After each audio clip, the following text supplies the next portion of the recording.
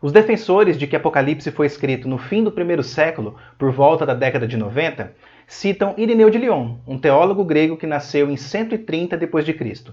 Em sua conhecida obra Contra Heresias, Irineu disse o seguinte: "Nós, portanto, não nos aventuramos a afirmar com certeza alguma coisa a respeito do nome do Anticristo, pois, se fosse necessário que seu nome fosse claramente anunciado até a presente era, teria sido declarado por aquele que viu a revelação. Pois não faz muito tempo que foi visto, mas quase em nossa própria geração, sobre o fim do reinado de Domiciano." Veja, o final da frase diz, pois não faz muito tempo que foi visto. Mas quem ou o que foi visto? Alguns estudiosos afirmam que a frase está dizendo que o apóstolo João foi visto por Policarpo no fim do reinado de Domiciano. Para quem não sabe, Policarpo foi discípulo do apóstolo João e tutor do próprio Irineu, que escreveu essa frase. Outros afirmam que a frase está dizendo que a revelação do Apocalipse foi vista por João no fim do reinado de Domiciano. Domiciano foi um imperador romano que atuou de 81 a 96 d.C. Então, se João viu a revelação do Apocalipse no fim do reinado de Domiciano, isso quer dizer que Apocalipse foi escrito bem depois do ano 70 d.C. Então fica a pergunta, Policarpo viu João ou João viu a revelação do Apocalipse? Perceba que a frase é ambígua. Ela pode ser usada para favorecer tanto uma data mais recente quanto uma data mais antiga para a composição de Apocalipse. Embora seja muito importante consultar as obras dos pais da Igreja, não podemos esquecer que somente a palavra de Deus é nossa autoridade final para todos os assuntos. Mesmo que Irineu tenha vivido numa época bastante próxima da época de João, os escritos dele não foram inspirados por Deus. Já o Apocalipse de João, sim. Com isso, pessoal, eu quero dizer que devemos primeiro buscar informações dentro da própria Bíblia para determinar em que data o Apocalipse foi escrito. E é isso que vamos tentar fazer nesse vídeo. Eu quero apresentar 3 evidências de que Apocalipse foi escrito antes do ano 70. Detalhe, existem mais evidências além dessas, mas eu quero deixar apenas 3 para nossa reflexão. Primeiro, considere a Carta aos Hebreus. A Carta aos Hebreus foi escrita entre o ano 61 e 67 d.C. no máximo. Há muitas provas dentro da própria carta que comprovam esse fato. Quando a Carta aos Hebreus foi escrita, o Templo de Jerusalém, que foi destruído no ano 70, ainda estava de pé. Por exemplo, ao mencionar os rituais de sacrifício, o autor de Hebreus usa o verbo no tempo presente, indicando que o sistema sacrificial ainda estava em vigência, porque o templo estava funcionando normalmente ainda. O sacerdote se apresenta todos os dias para realizar os serviços sagrados e oferece repetidamente os mesmos sacrifícios que nunca podem remover os pecados. Além do mais, se a Carta aos Hebreus tivesse sido escrita depois da destruição do templo, por que o autor não menciona esse acontecimento? Ora, o templo era o centro da adoração a Deus.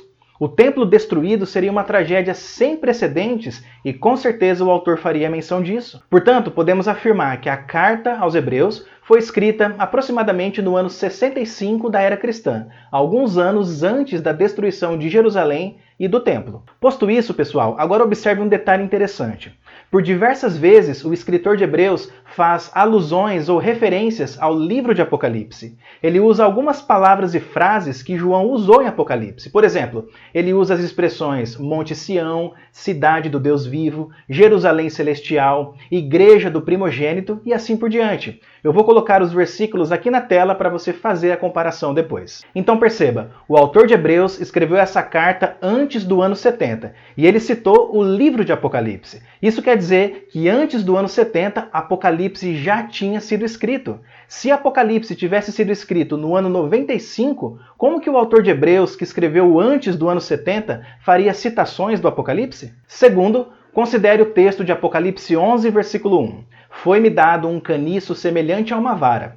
E também me foi dito, levante-se e vá medir o santuário de Deus, o altar e os que adoram no santuário. Nessa visão, João recebe um caniço para medir o santuário, o altar e os adoradores. Medir essas partes do templo significa que elas seriam preservadas do juízo de Deus. Na Bíblia, medir algo expressa a ideia de preservação. Agora veja o que é dito na sequência.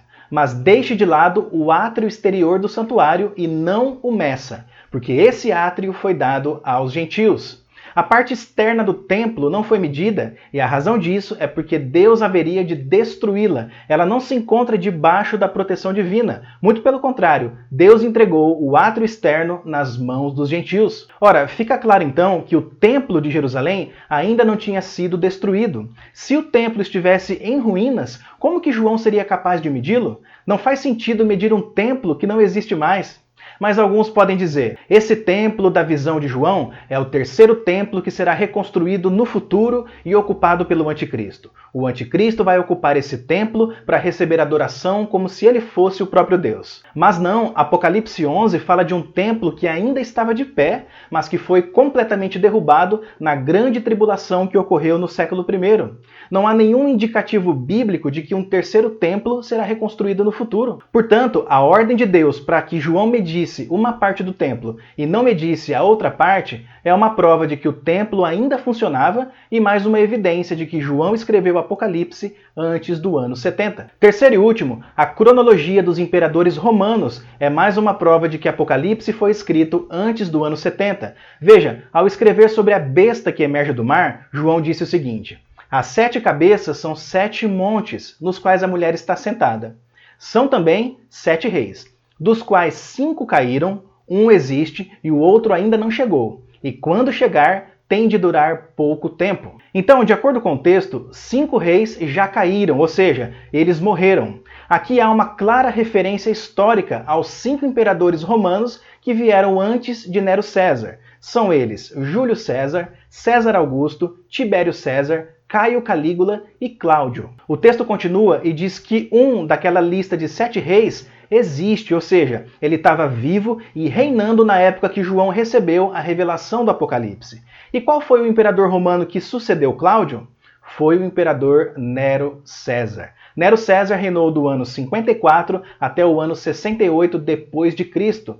Nero foi tremendamente perverso e morreu cometendo suicídio. Sendo assim, se Nero morreu no ano 68, e se João se referiu a ele ao dizer que um rei existe, fica evidente que Apocalipse foi escrito antes do ano 70. Mas se esse argumento não é tão convincente assim, considere ainda 2 fatores. O primeiro fator é que o nome de Nero César no hebraico corresponde exatamente ao número 666, o número da besta que emerge do mar. Sim, a besta que emerge do mar é Nero César no sentido específico e o Império Romano no sentido coletivo. Aqui no canal eu gravei um vídeo mostrando em detalhes o cálculo do número da besta. Se você quiser conferir depois, eu vou deixar o link do vídeo na descrição aqui embaixo. E o segundo fator a ser considerado é que o imperador romano que sucedeu Nero César corresponde perfeitamente ao que está escrito em Apocalipse. O texto bíblico diz que o 7º rei ainda não havia chegado, mas que quando chegasse, ele duraria pouco tempo. Essa profecia se cumpriu exatamente no imperador romano chamado Galba.